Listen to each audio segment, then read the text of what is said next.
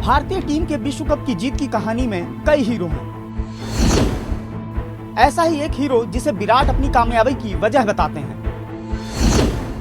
जवागल श्रीनाथ की खोज और सचिन तेंदुलकर का विश्वास है ये शख्स। 2011 के विश्व कप में भी टीम से जुड़ा था ये शख्स। भारतीय टीम ने T20 वर्ल्ड कप 2024 जीतकर क्रिकेट के इस छोटे प्रारूप में दूसरी बार विश्व क्रिकेट में अपनी बादशाहत कायम की है। इस जीत में कई ऐसे चेहरे थे जो पर्दे के पीछे से टीम को संवारने और तैयार करने में लगे थे। ये वो लोग थे जिन्होंने इस जीत की इबारत लिखने में महत्वपूर्ण भूमिका निभाई।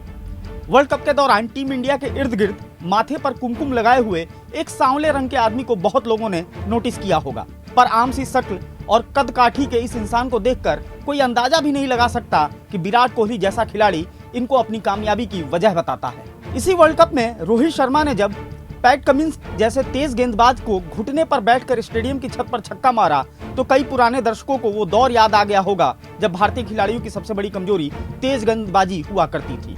पर आज हम भारतीय क्रिकेट के ऐसे दौर में हैं जहां ऋषभ पंत, जेम्स एंडरसन जैसे गेंदबाज को रिवर्स स्वीप ऐसे मारते हैं जैसे दाल चावल का निवाला हो। इंडियन बैट्समैन फास्ट बॉलिंग के सामने आज अचानक से बेखौफ नहीं हुए हैं, बल्कि इसके पीछे एक इंसान की 11 साल की मेहनत का कमाल है।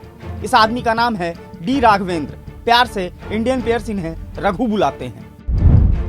बस स्टैंड पर सोया, शमशान को बनाया अपना ठिकाना। कर्नाटक के उत्तर कन्नड़ा जिले के रघु भी करोड़ों भारतीयों की तरह एक क्रिकेटर बनना चाहते थे और करोड़ों भारतीय की तरह उनके पिता को भी क्रिकेट बर्बादी का शौक लगता था। एक दिन ऐसे ही गुस्से में रघु के पिता ने लास्ट वार्निंग दी क्रिकेट छोड़ने की। फिर एक बैग और जेब में 21 रुपए लेकर रघु घर से निकल गए। एक हफ्ते हुबली के बस स्टैंड पर सोए। वहां से जब पुलिस ने भगाना शुरू किया तो रघु भागकर एक मंदिर में रहने लगे। वहां भी ज्यादा दिन ठिकाना नहीं बन सका। फिर वहां से निकलकर उन्होंने एक शमशान को अपना ठिकाना बनाया और वहीं 4.5 साल तक एक टूटे कमरे में रहते रहे। भूखे पेट भी रघु को यही लगता कि अब क्रिकेटर बनकर ही घर जाएंगे, पर उनके सपने को भूख तो नहीं तोड़ पाई, पर एक हादसे में उनका दायां हाथ टूट गया। बॉलिंग का सपना चकनाचूर होने के बावजूद रघु घर नहीं लौटे, क्योंकि उन्हें अपने सपने, अपने प्यार क्रिकेट के ही आसपास रहना था, चाहे जिस रूप में रहे। हुबली में ही वो दूसरे क्रिकेटर्स को बॉलिंग प्रैक्टिस कराने लगे। फिर एक दोस्त के कहने पर बेंगलोर गए। वहां कर्नाटक क्रिकेट इंस्टीट्यूट में क्रिकेटर्स को प्रैक्टिस कराते हुए ऐसे ही एक दिन वो जवागल श्रीनाथ की नजर में आ गए। वहां से रघु कर्नाटक रणजी टीम का हिस्सा बने और फिर चिन्नास्वामी में नेशनल क्रिकेट एकेडमी में बिना किसी तनख्वाह के 3-4 साल काम करते रहे। अपने फील्ड के बुमराह हैं रघु। एनसीए में ही उन्होंने कोचिंग का कोर्स पूरा किया और वहां आने वाले इंडियन क्रिकेटर्स को प्रैक्टिस कराने लगे। फिर उन पर सचिन की नजर पड़ी। सचिन को समझ आया कि प्रैक्टिस कराना रघु के लिए काम नहीं बल्कि एक जुनून है। वहां से 2011 में वो भारतीय टीम के स्टाफ का हिस्सा बन गए। उसी दौरान रोबो आर्म नाम का एक इक्विपमेंट से क्रिकेटर्स प्रैक्टिस करते थे।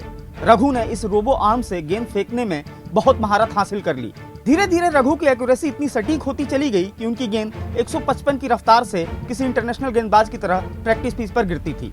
रघु ही वो वजह है जिनकी 145 से 155 की रफ्तार वाली गेंदों पर प्रैक्टिस करके भारतीय खिलाड़ियों को मैच में 135 से 145 की स्पीड वाले बॉलर मीडियम पेसर लगते हैं। रघु दुनिया के अकेले साइड आर्म बॉलर नहीं है, पर रघु दुनिया के सबसे पैशनेट और एक्यूरेट साइड आर्म बॉलर बन चुके हैं। साफ भाषा में कहें तो ये साइड आर्म बॉलिंग की दुनिया के बुमराह हैं। रघु प्रैक्टिस पिच पर ऐसे ही गेंद फेंकते हैं जैसे वो अपना बचपन का सपना जी रहे हैं। ये उनका जुनून ही था कि 2023 के वर्ल्ड कप में जब ओस की वजह से खिलाड़ियों के जूते में मिट्टी भर जा रही थी तो रघु एक ब्रश लेकर बाउंड्री के पास खड़े हो गए और हर ओवर के बाद वो खिलाड़ियों के जूते से मिट्टी साफ करने लगे। रघु से इंसान ये सीख सकता है कि सपने कभी नहीं टूटते हैं, बस सपने को पूरा करने का एक रास्ता बंद होता है। पर अगर सच में आप अपने सपने से प्यार करते हैं तो उसे पूरा करने का कोई ना कोई रास्ता आप निकाल ही लेंगे।